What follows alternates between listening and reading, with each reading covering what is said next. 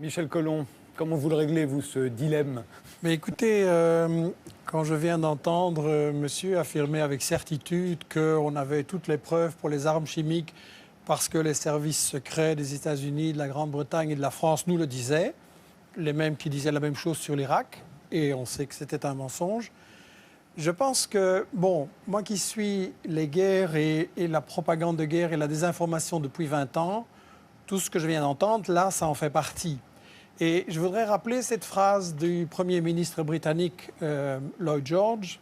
En 1914, il disait « Si les gens savaient à propos de la guerre, elle serait arrêtée tout de suite, mais les gens ne savent pas et ne peuvent pas savoir. » Et cette 20 années d'études sur les guerres et tous les prétextes de ce genre et tous les mythes qui ont été fabriqués comme ça m'ont amené à penser qu'il est très important que les gens qui nous regardent et qui nous écoutent réfléchissent que dans chaque guerre, on applique ce que j'ai intitulé les principes de la propagande de guerre. On ne peut pas évidemment dire qu'on fait la guerre pour le pétrole, pour le gaz, pour le fric, etc. Donc, il faut travailler l'opinion publique. Premièrement, en cachant les intérêts. Et je m'excuse, la question de la Syrie, c'est très simple. Il y a du pétrole, il y a du gaz, il y a des gazoducs, il y a des projets énormes en dessous de la Méditerranée qui intéressent Israël, tiens. Et quand on voit que Total et le Qatar, maintenant en Libye, se partagent le gaz, ben, il ne faut pas faire un dessin. Le deuxième grand principe de la propagande de guerre, c'est de cacher l'histoire.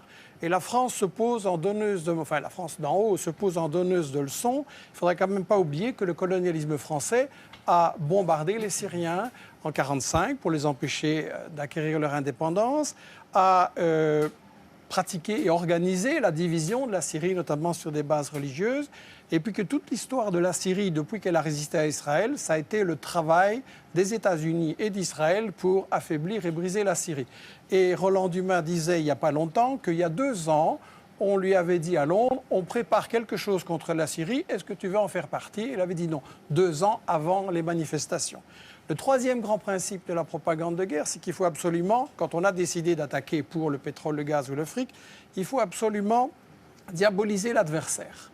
Et donc là, on a droit à toute une série d'histoires. Et celui qui dit, moi je sais, qui dit ici, je sais tout ce qui se passe en Syrie, je n'ai aucune certitude, pour moi c'est un charlatan.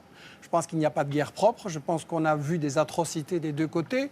Et je pense que quand on se réclame de la justice, dire avant toute enquête, je sais qu'il va falloir faire quelque chose et je sais qui est coupable, c'est pas sérieux. Un tribunal qui jugerait comme ça ne serait pas accepté. Sur la question des armes chimiques, c'est évidemment intolérable. Je voudrais juste poser la question à ceux qui connaissent bien les États-Unis. Quel est le pays dans l'histoire qui a le plus utilisé des armes chimiques, biologiques et bactériologiques? Sinon, les États-Unis, avec 250 kilos d'armes chimiques balancées sur le Vietnam et maintenant encore des bébés qui naissent comme des monstres. Et dans toute une série d'autres pays. Donc si Obama trouve que les armes chimiques, c'est intolérable, il ne doit pas aller très loin pour punir les coupables. Le quatrième grand principe de la propagande de guerre, c'est qu'il faut toujours se présenter comme défendant les victimes. On fait toujours des guerres soi-disant humanitaires. Mais là, la mèche a été vendue hier ou avant-hier, je ne sais plus, par Bernard Kouchner, qui est un pro-interventionniste, et qui a dit devant une télé française, bien sûr que le but c'est de renverser Bachar el-Assad, mais il faut un habillage diplomatique. Ça veut dire qu'on n'est pas là pour défendre les Syriens, parce qu'en réalité, c'est une guerre qui a été provoquée par les États-Unis et leurs alliés dès le départ, comme Roland Dumas l'a dit. On n'est pas là pour protéger les victimes et pour les empêcher. Au contraire, on veut qu'il y en ait plus pour avoir un prétexte d'intervenir. Et je tiens à rectifier les mensonges qui ont été dits. Le gouvernement syrien est parfaitement d'accord de négocier. Et ce sont les États-Unis, la France et le Qatar qui ont dit non, on ne négocie pas, on veut gagner militairement sur le terrain. C'est-à-dire que Bachar el-Assad a dit qu'il voulait bien négocier. Oui, tout à fait.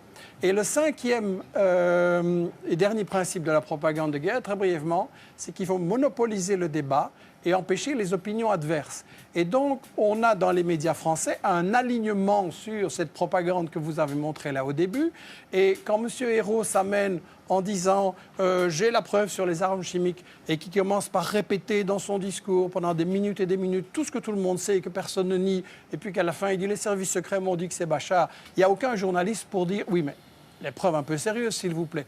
Et donc, quand on voit des gens comme Fabius, comme Bernard-Henri Lévy, comme Hérault ou BHL, qui viennent avoir le courage de bombarder, mais pas le courage de débattre devant des gens qui connaissent le dossier et qui ont les arguments contraires, il faut quand même beaucoup se poser la question.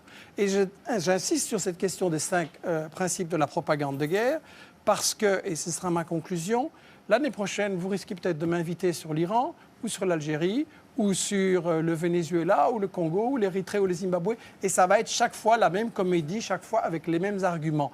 Il n'y a pas de guerre vraiment humanitaire, il y a toujours des intérêts pour le fric, il y a toujours des intérêts pour les matières premières, et il est temps quand même qu'on se dise, si on veut une humanité solidaire et mettre fin aux guerres, il faut voir qui provoque ces guerres.